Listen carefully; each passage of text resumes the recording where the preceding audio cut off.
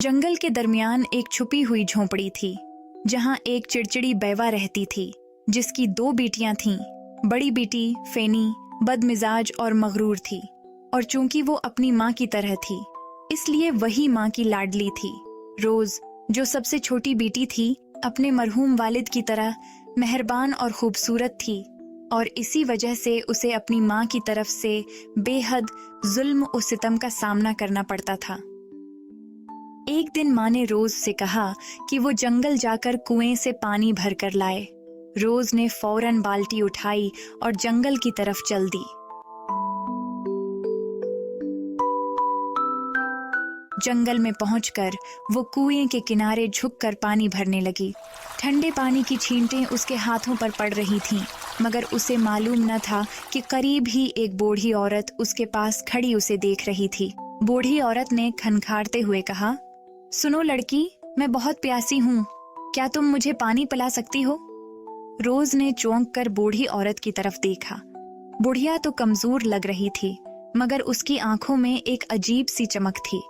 रोज को याद आया कि माँ उसका इंतजार कर रही होगी।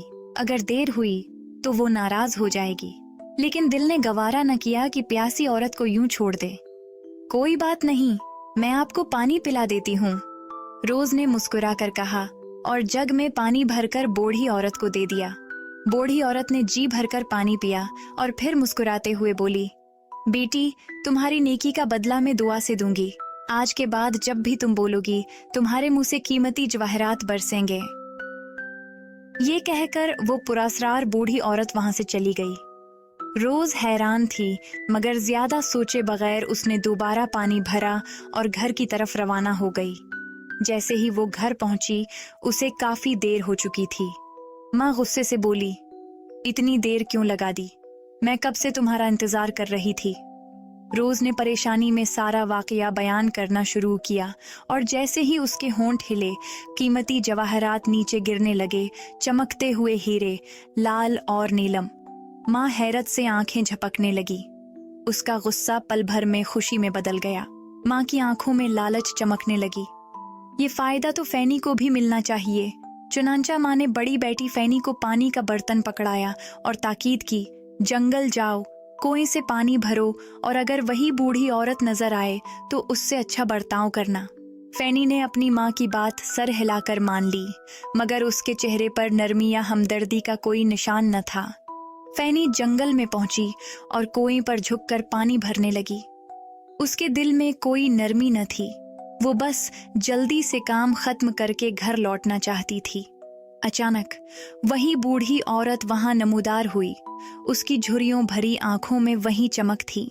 बेटी, मैं बहुत प्यासी हूँ, क्या तुम मुझे थोड़ा सा पानी पिला सकती हो? बूढ़िया ने नहीफ आवाज में कहा। फैनी ने बीजारी से उसे घूरा और बेरुखी से बोली, अगर प्यासी हो तो खुद कुएं से पानी निकाल लो, मेरे पास तुम्हारी खिदमत के लिए वक्त नहीं। ये कहकर वो गुस्से से पानी का बर्तन उठाकर वहां से चल दी, जिस पर बूढ़ी औरत गुस्से में आ गई और उसे बद्दुआ देने लगी। ए मगरूर लड़की, तुम्हारी संगदिली का ये सिला है कि जब भी तुम बोलोगी, तुम्हारे मुंह से बदसूरत मेंढक गिरेंगे। ये बुढ़िया असल में एक परी थी, जो लोगों का ज़र्फ आजमाती थी।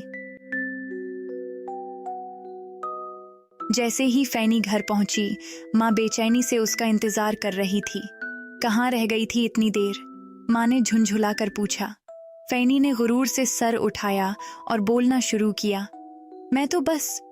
मगर जैसे ही उसने मुंह खोला, बदसूरत मेंढक उसके होंठों से गिरने लगे। वो जमीन पर उछलने लगे।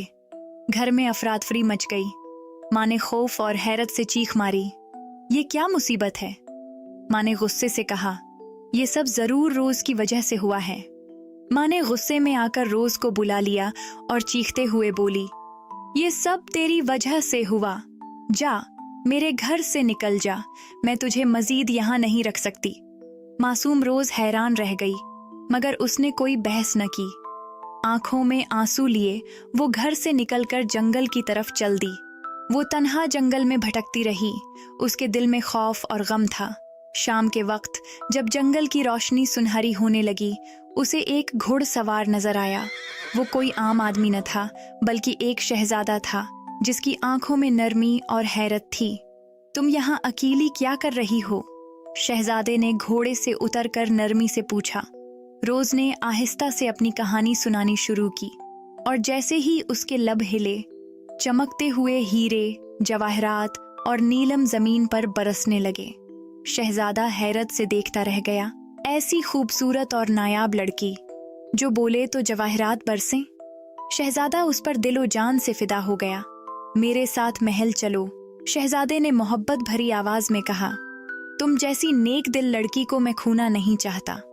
रोज ने मुस्कुराकर सर हिलाया और शहजादा उसे अपने साथ महल ले गया और फिर एक शानदार जश्न के साथ दोनों की शादी हुई।